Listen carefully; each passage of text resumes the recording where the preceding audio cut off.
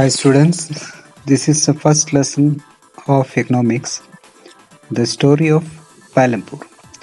If you find this lesson useful, please subscribe to this channel and share it. The purpose of this story is to introduce to you some basic concept of production. तो इस lesson का या इस कहानी का purpose है आपको production का कुछ बेसिक कंसेप्ट को समझाना है. This we learn through the story of Palampur. इसको समझने के लिए हम पालमपुर नाम की एक काल्पनिक विलेज है उसकी इसको सीखेंगे. तो इस गांव का मेन एक्टिविटी है फार्मिंग है. इसके अलावा स्मॉल स्केल एक्टिविटीज़ और भी होता है इधर, जैसे डायरी है, ट्रांसपोर्टेशन है, वो भी इधर चलता है. This activities need several resources. तो इन एक्टिविटीज़ को आपके पास में काफ़ी रिसोर्सेस का ज़रूरत है, तो कुछ संसाधनों का ज़रूरत है, जैसे natural resources, man made items का ज़रूरत है, इंसान की मेहनत की ज़रूरत है, इसके अलावा मनी का भी ज़रूरत है. तो ये सब हम पढ़ेंगे. तो we learn through this story how different resources combine to produce a desired goods और सर्विस. तो हम देखेंगे अलग अलग रिसोर्सेस को कंबाइन करके हम हमारे लिए ज़रूरी कुछ गुड्स या सर्विसेज को प्रोड्यूस करेंगे.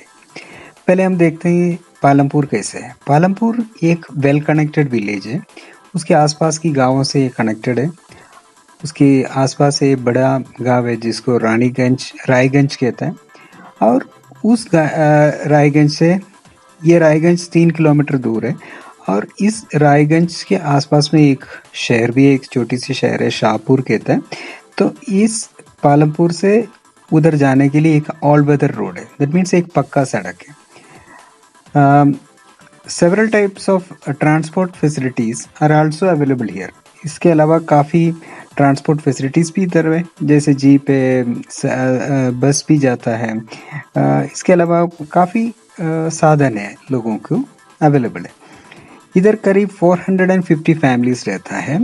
ये अलग अलग कास्ट को बिलोंग करता है.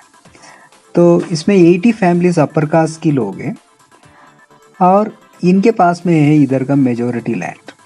ठीक है, इनके पास अच्छे घर हैं, मकान वगैरह वेल बिल्ड मकान भी है. काफ़ी लोगों के पास काफ़ी बड़े बिल्डिंग्स भी है.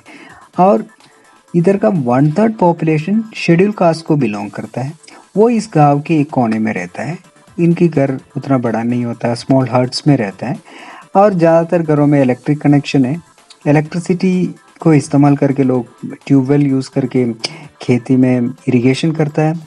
इधर एक प्राइमरी हेल्थ सेंटर है जो बीमार लोगों को ट्रीट करने के लिए.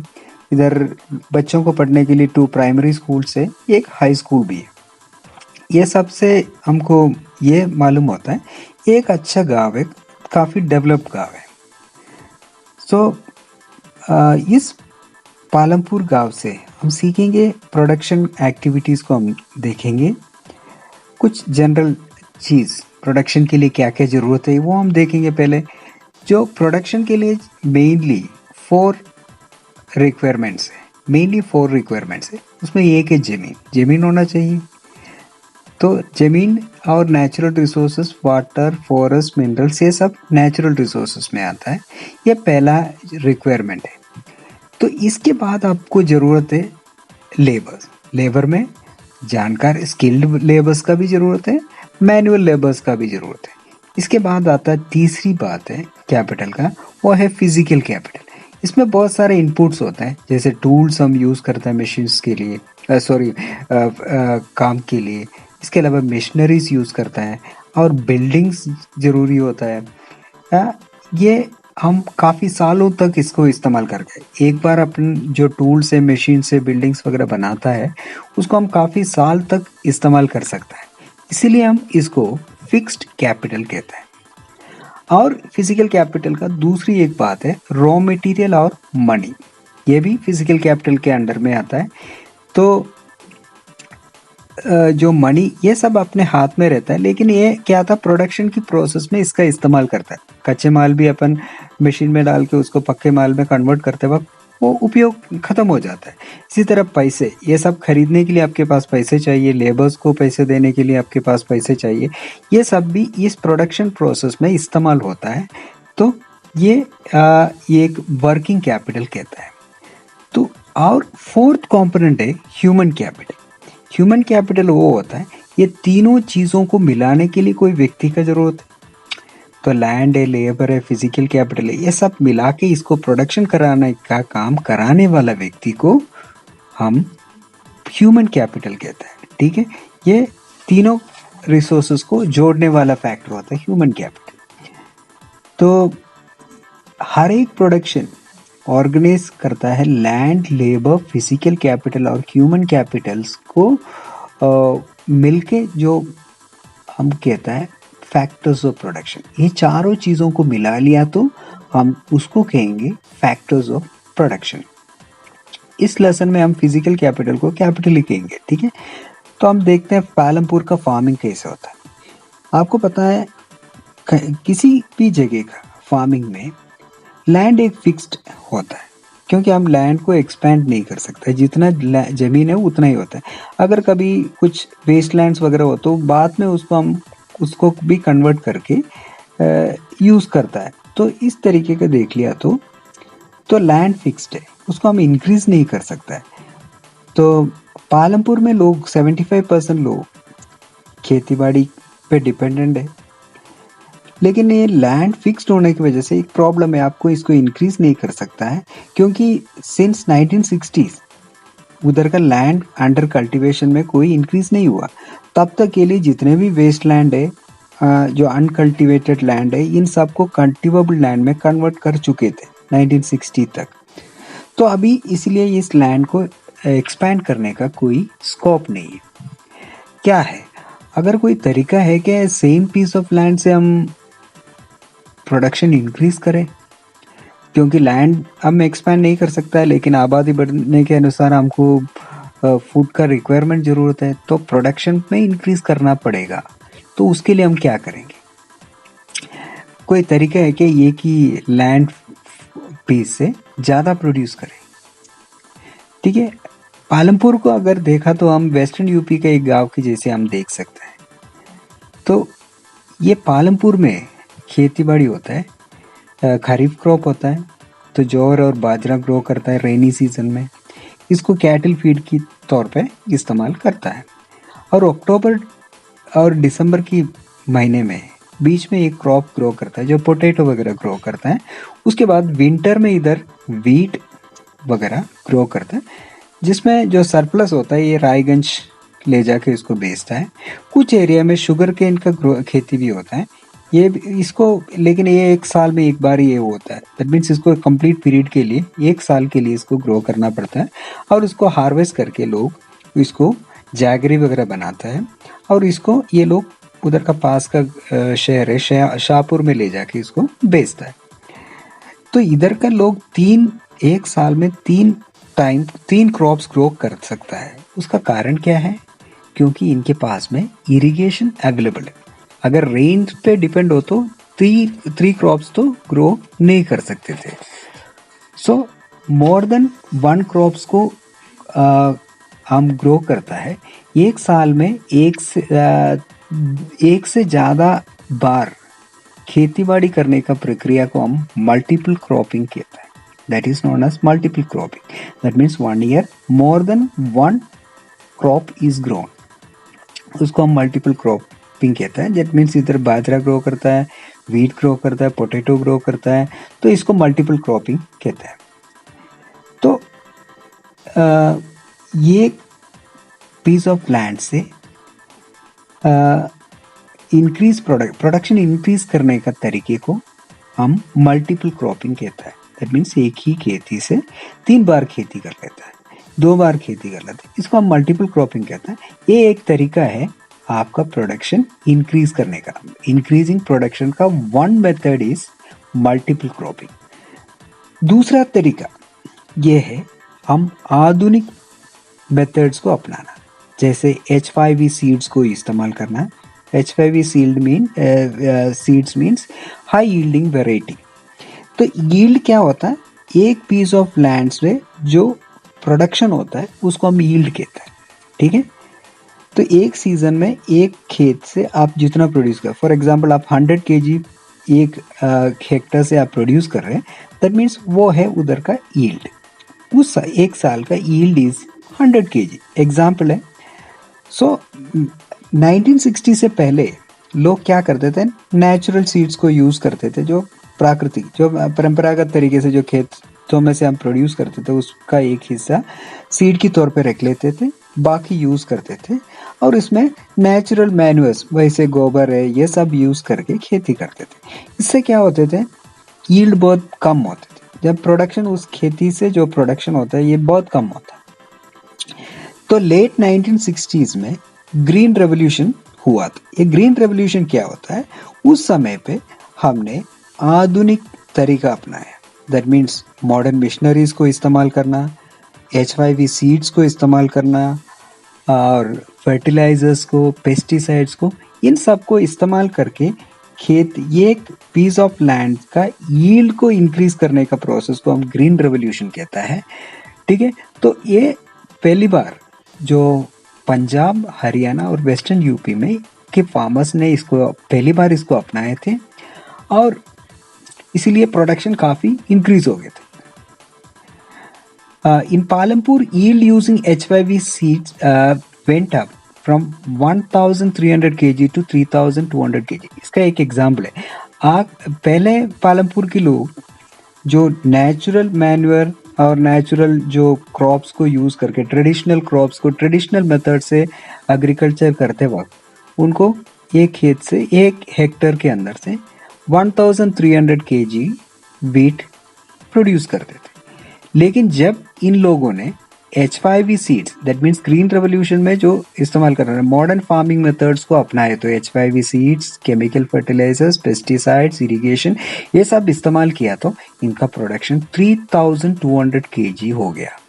सो फार्मर्स जब 1,300 kg होते वक्त जो उनका जरूरत है, उनका जरूरत के लिए होता है उतना, लेकिन जब 3,200 उसी फील्ड से जब उत्पादन होता है, उनको कुछ सरप्लस हो जाता है, तो वो उसको सेल कर सकता है।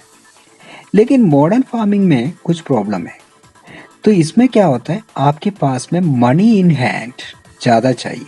That means you have to initial investment ज़्यादा जरूरत है। ठीक है, क्या इस तरीके का खेती करने से जमीन इसको सह पाएगा? तो लैंड एक नेचुरल रिसोर्सेस है, सो हम इसको इस्तेमाल करना बहुत ही ध्यान से करना चाहिए। साइंटिफिक रिपोर्ट्स ये बताता है मॉडर्न फार्मिंग करने से क्या होता है? लैंड को ओवर यूज होता है, नेचुरल रिसोर्सेज का ओवर यूज होता है। काफी सालों बाद में क्या होता है? उस जमीन का फर्टिलिटी खत्म हो जाता है और वाटर लेवल बहुत नीचे चल जाता है, क्योंकि इसमें बहुत सारा वाटर यूज हो जाता है। तो इससे नुकसान भी है, तो इसमें अपन को थोड़ा ध्यान रखना पड़ेगा। तो हम देखते हैं पालमपुर का जमीन किस तरीके का डिस्ट्रीब्यूटेड है। सारे लोगों, एग्रीकल्चर से जो जितने भी लोग इन्वॉल्व है, इन सबके पास में तो पर्याप्त मात्रा में लैंड तो नहीं है पालमपुर में। उधर का 1/3 पॉपुलेशन लोग है, दैट मीन्स 150 फैमिलीज जो दलित है, उनके पास कोई जमीन ही नहीं है। और बाकी जो उसके अलावा एक 240 फार्मर्स है, 240 फैमिली ऑफ फार्मर्स है, उनके पास में स्मॉल प्लॉट ऑफ लैंड है। That means small plot means 2 Hector से कम वाला लैंड को हम स्मॉल प्लॉट्स कहते हैं। तो इधर जो खेती करने वाले लोगों को भी पर्याप्त मात्रा में, उसमें से उनकी फैमिली को इनकम पर्याप्त मात्रा में अवेलेबल नहीं होता है, स्मॉल फार्मर्स। फिर कुछ 60 फैमिली है जिनके पास में 2 हेक्टर से ज़्यादा लैंड है। तो और कुछ लोगों के पास में 10 हेक्टर से भी ज़्यादा ज़मीन है। तो अभी ये है हालत। तो ये खेती करने के लिए लेबर्स का ज़रूरत है, तो कौन देगा लेबर? लेबरिंग का काम कौन करेगा? जमीन के बाद में प्रोडक्शन में सबसे इम्पोर्टेंट है लेबर। तो फार्मिंग में बहुत ज़्यादा मेहनत की काम है, इसके लिए मैनुअल लेबर्स का बहुत ज़रूरत है। तो ये कौन देगा ये मैनुअल लेबरिंग का काम? तो स्मॉल फार्मर्स क्या करता है, अपने ज़मीन जो 2 हेक्टेयर से कम है, वो लोग क्या होता है अपने फैमिली मेंबर्स और खुद मिलके खेती करते हैं। मीडियम और लार्ज फार्मर्स है, उनको क्या होता है, हायर करना पड़ता है लेबर्स को। तो ये आता है लैंडलेस लेबर। लैंडलेस जो ज़मीन जिनके पास में नहीं है, ये लोग होता है इसमें मैनुअल लेबरिंग करने के लिए। और इसके अलावा जो स्मॉल प्लॉट में खेती करने वाला लोग, उनकी लोग भी अपने एक्स्ट्रा इनकम हासिल करने के लिए वो भी जाके लेबरिंग काम करता है। इनके लिए क्या होता है, इसका वेजेस बहुत कम होता है। तो अलग अलग रीजन टू रीजन इसका वेजेस में अंतर है, ठीक है। और एम्प्लॉयमेंट भी क्या होता है, इसमें परमानेंट नहीं होता है। कुछ लोगों को डेली बेसिस में या एक फार्म एक्टिविटीज़ के लिए हायर कर लेता है, कुछ लोगों के लिए पूरे साल के लिए भी हायर करता है। लेकिन क्या होता है, सरकार जो मिनिमम वेजेस मार्च 2017 के अनुसार सरकार जो तय किया हुआ रेट है 300 रुपीज़ है, लेकिन इधर काफ़ी कम देता है। क्योंकि क्या होता है, जब अवेलेबिलिटी ऑफ लेबर्स ज़्यादा होता है, उनको रेट बहुत कम मिलता है। इधर 160 वगैरह ही देता है, जो क्योंकि उससे भी कम पैसे में काम करने के लिए लोग तैयार हो जाते हैं जब कम होता है। तो the capital needed in modern farming requires lot of initial capital. क्यों आधुनिक जो फार्मिंग है उसके लिए बहुत सारा इनिशियल कैपिटल का जरूरत है। तो स्मॉल फार्मर्स के पास में कैपिटल नहीं होता, वो क्या करता है, वो बड़े फार्मर्स से या मनी लेंडर से, ट्रेडर से, इन सब से हाई रेट ऑफ इंटरेस्ट में उधार लेना पड़ता है। बाद में इसको चुकाना भी बहुत मुश्किल हो जाता है इनको लिए। लार्ज फार्मर्स को ये प्रॉब्लम नहीं है, क्योंकि उसके पास में खुद का सेविंग्स होता है, क्योंकि उनका लार्ज फार्मर्स है, दैट मीन्स सरप्लस खूब प्रोडक्शन है, उसके इस्तेमाल करके उनके पास लार्ज कैपिटल होता है। लार्ज फार्मर अपने ये एक्स्ट्रा जो प्रोडक्शन है वो सेल करेगा, उससे उन्होंने फार्मिंग मशीनरीज खरीद लेता है, कैटल से, ट्रक से, जो एग्रीकल्चर इम्प्लीमेंट्स है ये भी खरीद लेते हैं। उस तरीके से उनके पास में कोई पैसे का कमी नहीं है। अभी हम देखते हैं पालमपुर में नॉन फार्मिंग एक्टिविटीज़ क्या होता है। आपको पता है 75% लोग एग्रीकल्चर का काम करता है।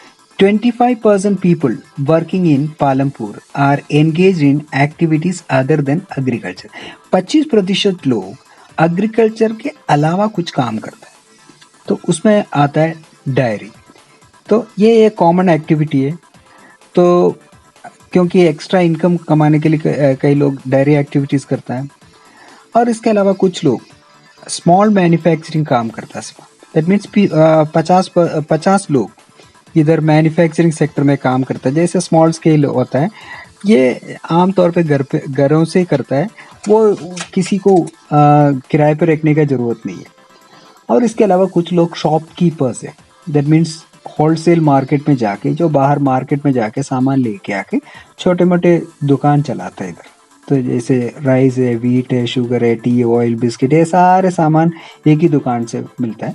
जिन लोगों की जो मकान वगैरह बेस्ट स्टॉप वगैरह के पास में होता है, तो मकान के एक हिस्से शॉप में कन्वर्ट कर लेता है। उधर से कोई ईटेबल्स वगैरह बेचता है, लोगों को खाने पीने के सामान भी बेचता है। और ये है इधर का शॉपकीपर्स। इसके बाद ट्रांसपोर्ट करने वाले लोग भी है, रिक्शा चलाने वाला लोग है, टोंगे वाला है, जीप चलाने वाला लोग है, ट्रैक्टर्स चलाने वाला लोग है, ट्रक चलाने वाला लोग है। ये लोगों को सामान को एक जगह से दूसरी जगह पे ले जाता है। ये है उधर का नॉन फार्मिंग एक्टिविटीज़ जो उधर के लोग करता है। This concludes this lesson. If you find this useful, please share it, subscribe my channel. Thank you.